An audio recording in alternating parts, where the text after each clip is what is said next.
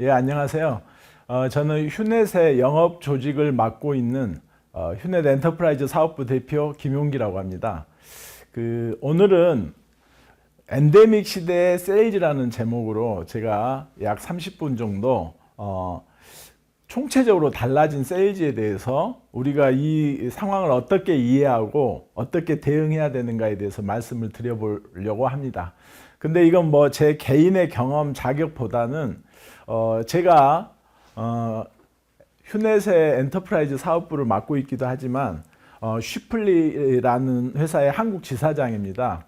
쉬플리라는 회사는 상당히 이제 많이 알려져 있듯이 대형 사업의 세일즈를 컨설팅하는 회사입니다. 그래서 지금 보시는 자료는 저희가 지난 13년 정도 저희 고객들이 저희 컨설팅을 통해서 수주한 세일즈 금액입니다. 누적 금액이 한 42조 되니까 대단하죠. 예, 저희가 이제 매년 이걸 집계해서 발표하기 때문에 사실이고요. 더 대단한 것은 수주율이라는 게 있는데요.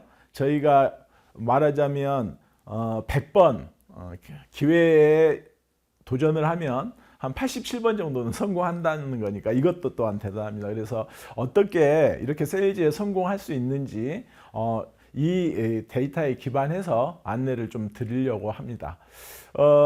그래서 코로나 이후에 이 질병이 팬데믹이 계속되면서 이제 우리가 포스트 팬데믹 이런 표현을 쓰지 않고 엔데믹 이런 표현을 쓰는데요. 크게 세 가지가 완전히 달라졌다. 그래서 사실은 기존의 세일즈가 작동되지 않는 게 많고 새로 우리가 준비해야 될 게 있어서 저희들이 그걸 봤더니 세 가지로 정리가 되네요. 첫 번째로는 전문가 영업이 굉장히 중요해졌다.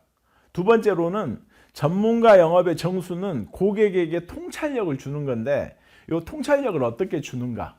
그리고 이제 마지막으로 고객하고 커뮤니케이션 하는 방식이 전혀 새로워졌는데 그거의 핵심은 비대면 세일즈입니다. 그래서 이 세 가지에 우리가 어떻게 적응하고 또 적응했을 때 어떤 결과를 낳을 것인가 중심으로 제가 이야기를 좀 나누도록 하겠습니다. 첫 번째 주제는요, 전문가 영업인데 저희 고객들은 이걸 쉬플리 아이스버그 이렇게 이야기합니다. 이 빙산이 의미하는 건 이런 거예요. 고객이 요구하는 가격, 실적, 경험 이걸 내가 100% 충족시켜주면 사업이 수주가 되느냐 혹은 세일즈에 성공하느냐 봤더니 아니 100% 아니고 그래도 한 50% 가까이는 수주가 안 되더라는 거예요. 정확히 48%가. 왜 그런가 그랬더니 고객들은요 이런 걸 늘 가지고 있더라는 거예요. 나에게 말해주지 않거나 영업하는 나에게 말해주지 않거나 말해줄 수 없는 요구 조건들이 있더라는 거예요. 그래서 그걸 뭐라고 이야기하냐면 unstated requirement 이렇게 이야기라. 이게 대표적인 게 뭐가 있냐면요. 이런 거예요. 고객이 자신의 니즈를 모르는 거예요. 여러분이 병원 가서 이렇게 말하는 사람 본 적 있습니까? 의사 선생님, 저는 췌장에 염증이 시작된 지 24시간 됐습니다. 이렇게 말하는 사람 본 적 있나요? 없어요. 우리는 이렇게 병원에 찾아가죠. 배가 많이 아파요. 배가 많이 아파요. 이건 고객의 니즈가 아니에요. 이걸 뭐라고 하냐면 페인 포인트라고 해요. 고객은 그것보다 더 정확히 니즈를 정의할 수가 없습니다. 배가 아파요를 그건 췌장의 염증입니다 라고 정의할 수 있는 사람은 유일하게 의사라는 직업을 가진 전문가만 가능한 겁니다. 놀랍게도 고객은 고객의 니즈를 정의하지 못합니다. 페인 포인트만 가지고 있을 뿐이죠. 그래서 누구를 필요로 합니까? 의사를 필요로 합니다. 다시 말하면 전문가를 필요로 하는 거죠. 그래서 전문가 영업의 시대가 도래했습니다. 사실은 이건요 팬데믹 이전에 오래됐습니다. 그래서 조금 오래된 해외 자료 같은 걸 보면 그 연구들이 많은데요. 제가 실제 저희 프로젝트를 하면서 그런 세일즈 사례를 한번 예를 들어볼게요. 실제 저희가 했던 컨설팅인데요. 저희 한국 기업이 사이판 공항에 면세점을 진출을 하고 싶었습니다.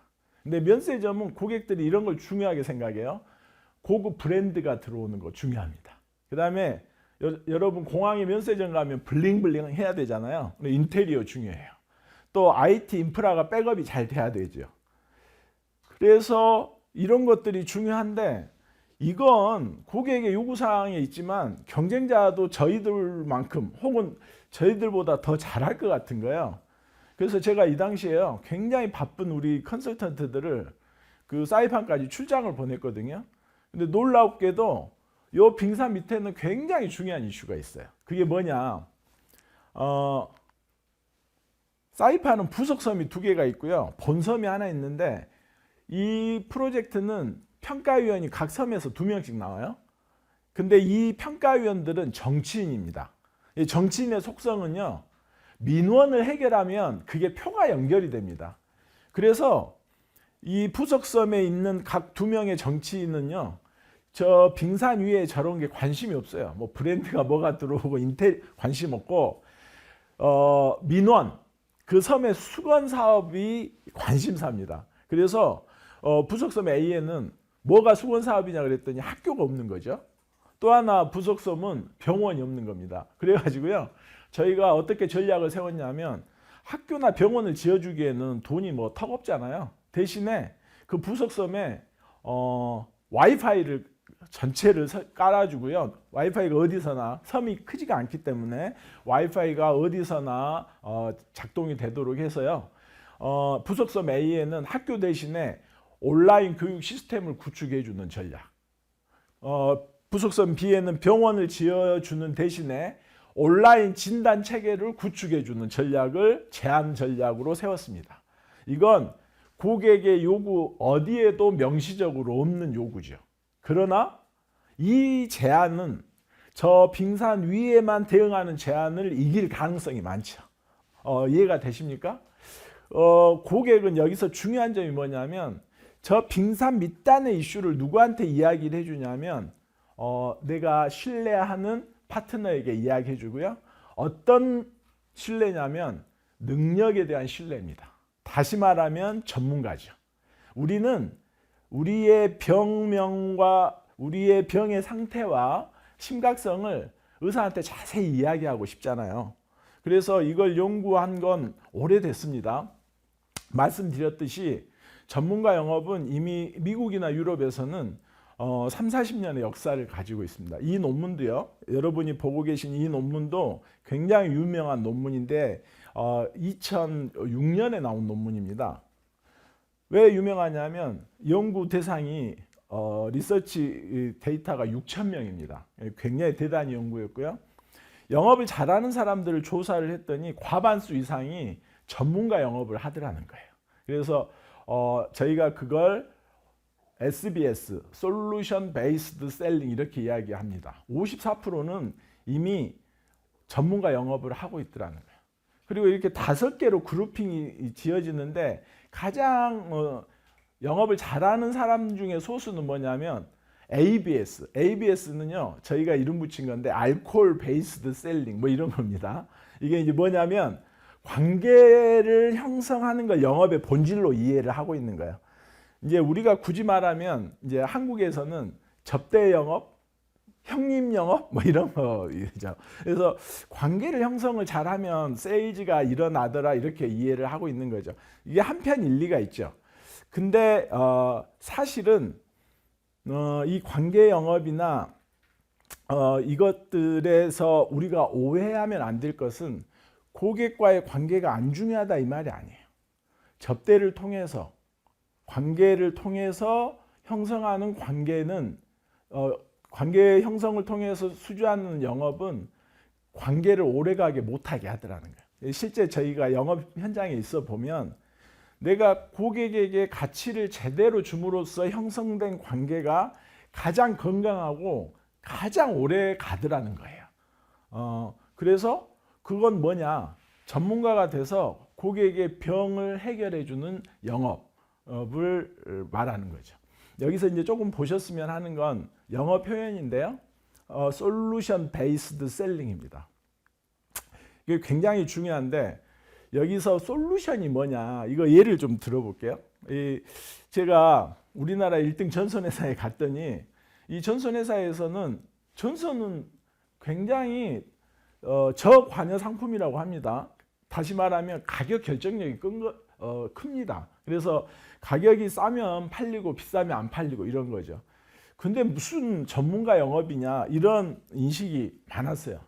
그래서 저희가요 사례를 발굴했는데 거기에도 이미 기가 막히게 전문가 영업을 하고 계신 분이 계셨어요.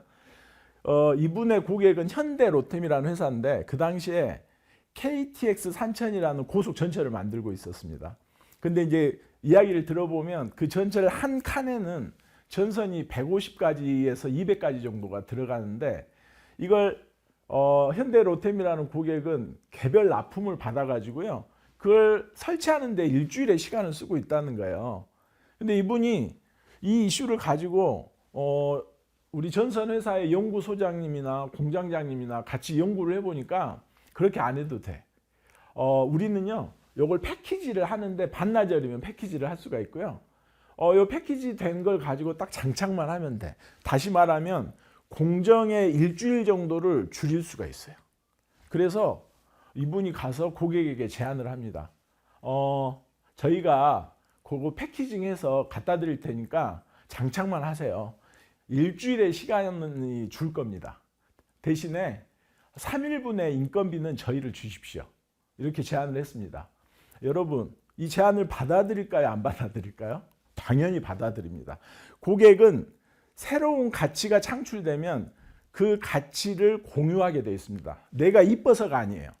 그때는 이미 나의 전문성에 기반해서 고객의 비즈니스가 발전하고 있기 때문에 고객은 나를 파트너로 취급을 합니다.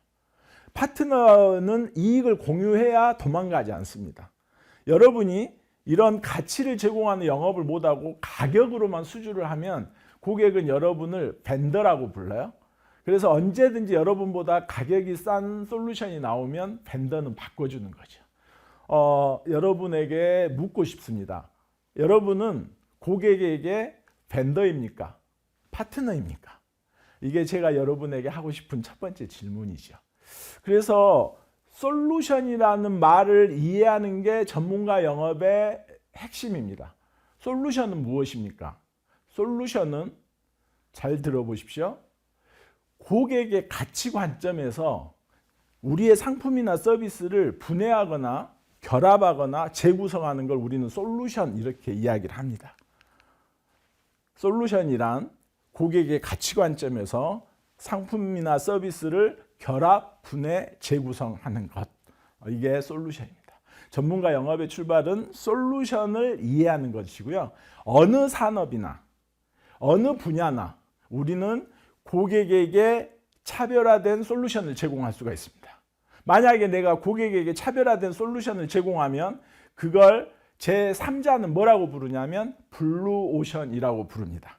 왜냐하면 그건 내가 독점적 지위를 누리는 시장이기 때문에 경쟁에서 나오게 되는 거죠. 그렇습니다. 이거 조금 더 나가서요. 전문가 영업의 더 업그레이드 된 버전은 사실은 인사이트 셀링입니다. 이거 굉장히 중요합니다. 왜 중요한지 말씀을 드릴게요. 세일즈에서 팬데믹 이전에 가장 중요한 변화는 2008년입니다. 2008년에 무슨 일이 있었죠? 여러분 다 알다시피 금융 위기가 있었습니다. 글로벌 빌리지, 이 지구촌에서 일어난 금융 위기였죠. 그래서 고객들은 훨씬 구매가 까다로워지고 이랬는데 사실은 이것보다 훨씬 중요한 사건이 하나 있었습니다. 그건 뭔가요? 그건 아이폰의 출시입니다. 제가 보니까요. 2007년 1월에 미국에서 아이폰 론칭 쇼를 하고요. 한국에는 2009년 11월 28일에 아이폰이 KT를 통해서 서비스가 시작됩니다. 그러면서요. 고객이 달라졌어요. 어떻게 달라졌냐면 그 전에는 저희가 고객에게 찾아가서 상품을 설명하면 고객이 우리의 전문성에 의존해서 구매를 했는데 아이폰이 대중화되고 스마트폰을 누구나 들고 있으면서 이렇게 되는 거예요.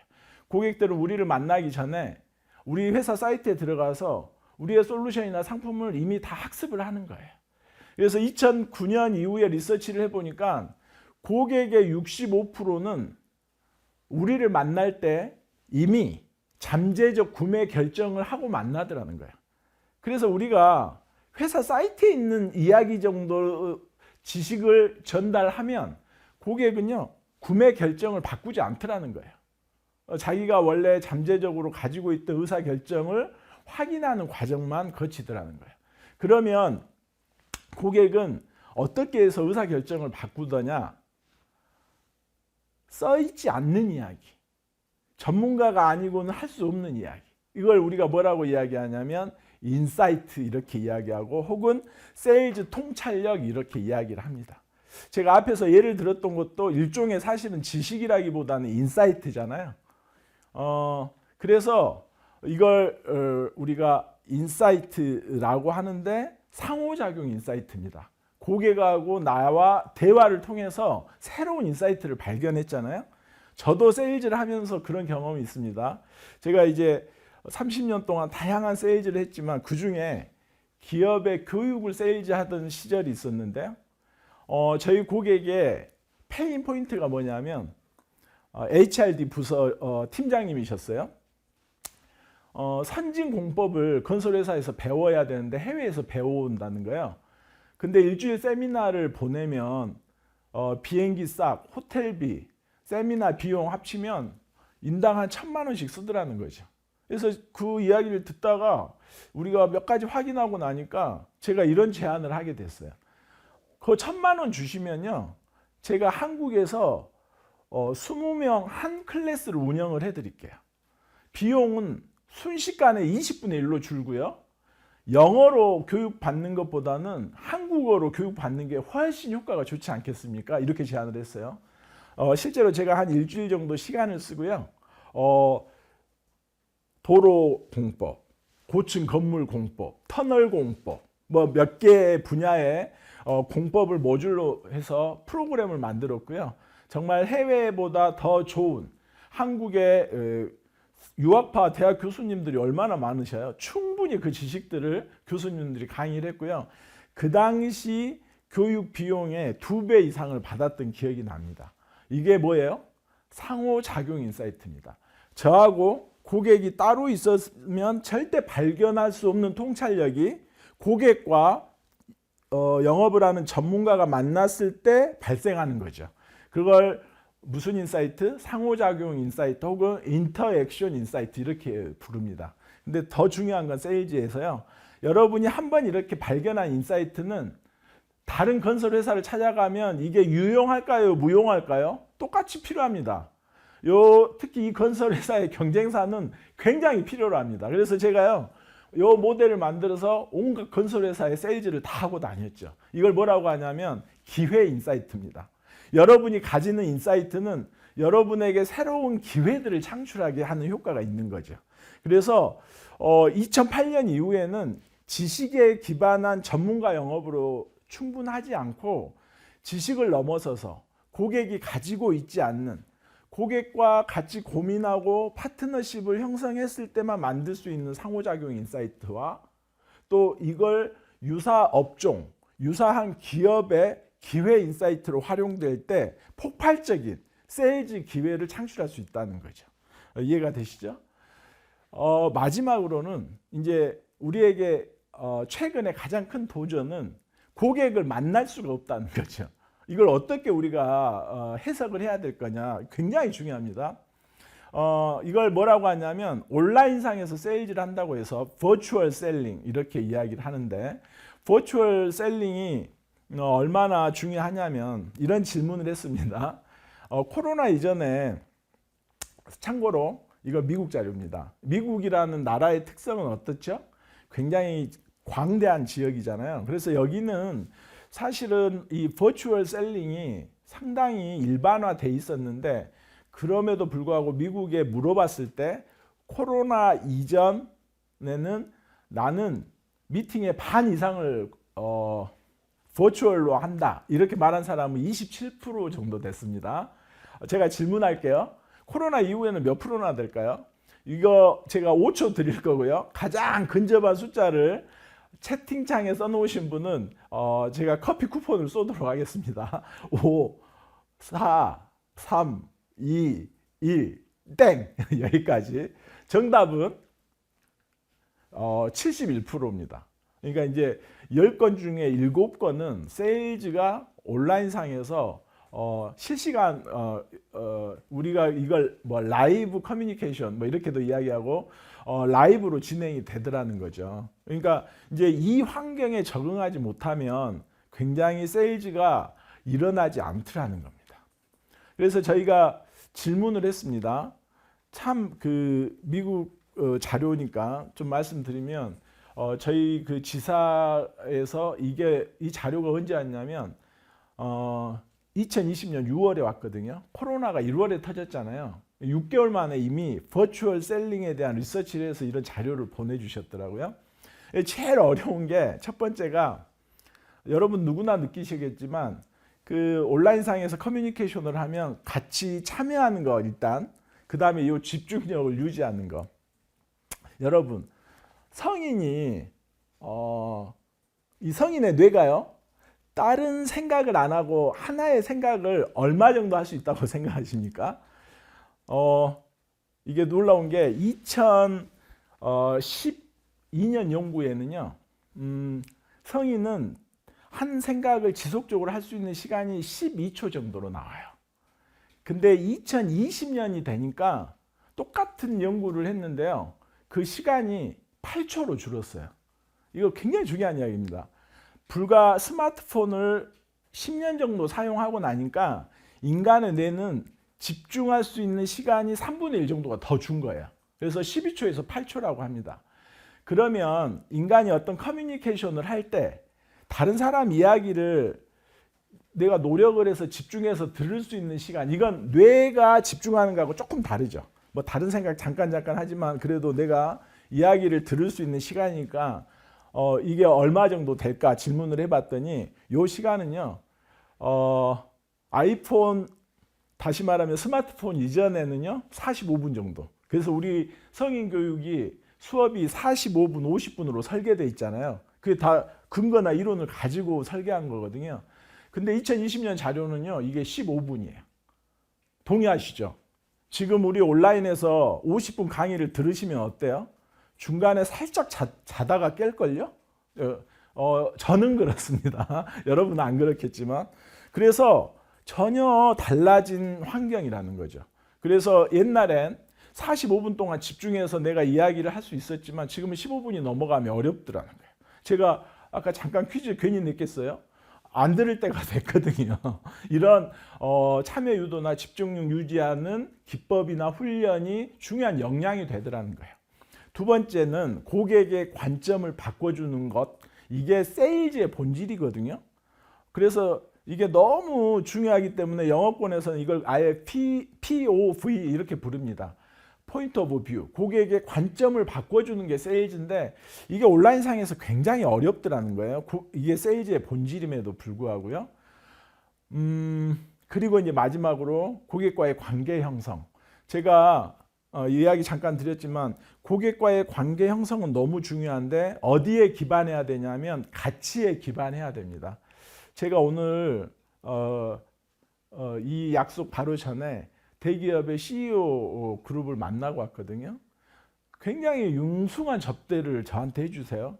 근데 뭐 제가 자연인이 제가 뭐라고 그렇게 저한테 열심히 이렇게 시간을 내주시겠어요. 가치 기반인 거예요. 저희랑 중요한 비즈니스를 하셔야 되는 거예요. 그러니까 저를 굉장히 파트너로 정중하게 대우를 해주십니다. 이런 관계는 건강하고 오래 갑니다. 근데 그래서 제가 오늘 느낀 점이 뭐냐면 실제 만나 뵙기를 너무 잘했다. 이게 온라인에서는 굉장히 어렵더라는 거예요. 그래서 여러분 온라인에서 이 세 개의 과제를 넘지 않으면 우리가 효과적인 세일즈를 할 수가 없다는 거죠.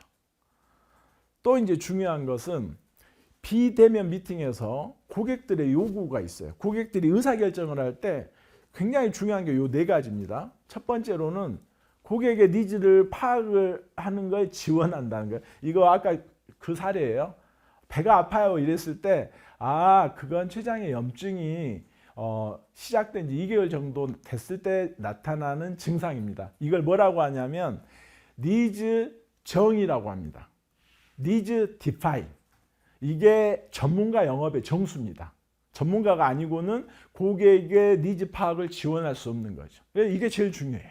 두 번째로는 그 다음에는 췌장의 염증이면 운동을 해야 되는지 약을 복용해야 되는지 주사를 맞아야 되는지 이건 역시 전문가만이 솔루션을 제공할 수 있습니다. 그리고 고객의 니즈를 정의할 때 가장 중요한 건 고객의 의견을 경청하는 거고요. 그리고 마지막으로 경쟁자가 제시할 수 없는 우리만의 가치를 제안해야 됩니다. 그래서 이걸 value proposition 이렇게 이야기합니다. 가치 제안. 요 네 가지 역량이 영업 대표의 실제 역량의 그 핵심 역량이거든요. 근데 온라인상에서 고객의 기대는 이렇게 높습니다. 근데 실제 영업 대표들이 준비된 역량 수준은 이렇게 갭이 큽니다. 자, 보세요. 위에서부터 71% 기대 수준에 만족하는 수준은 26%입니다. 밑에 가치 제공 사례 제시 이렇게 되어 있는데 가치 제안 사례 제시입니다. 가치 제안의 사례를 제시하는 건 심지어 66% 요구에 16%밖에 대응을 못하고 있는 거죠. 그래서 만약에 고객의 이런 요구에 우리가 효과적으로 대응할 수 있다면 온라인상에서 굉장히 효과적인 영업 대표가 되더라는 거죠. 그리고 이제 버추얼 셀링의 다른 측면입니다. 그래서 이제 사람들은 버추얼 셀링이 불편하고 힘들고 비효과적인 걸로만 인식하고 있는데 6개월 정도 지나 보니까 꼭 그렇지가 않더라는 거예요.